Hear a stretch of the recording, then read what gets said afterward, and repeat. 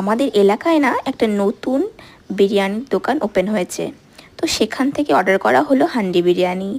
আগে কখনোই ওই দোকানের বিরিয়ানিটা টেস্ট করা হয়নি, তাই ভাবলাম এই রিভিউটা তোমাদের সাথেও শেয়ার করি।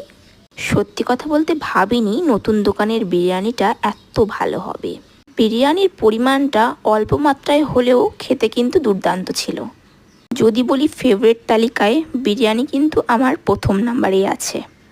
তবে কিন্তু আমার এখনও দাদা বৌদির যে বিখ্যাত বিরিয়ানি সেটা কিন্তু এখনও খাওয়া হয়নি।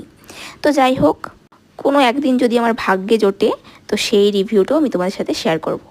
আজকের বিরিয়ানিটা কিন্তু সত্যি খুবই ভালো ছিল খেতে। প্রথমত আমি ভাবতেই পারিনি যে নতুন কোনো দোকান থেকে আজকে বিরিয়ানি অর্ডার করে সেই বিরিয়ানিটা এতটা খেতে ভালো হবে।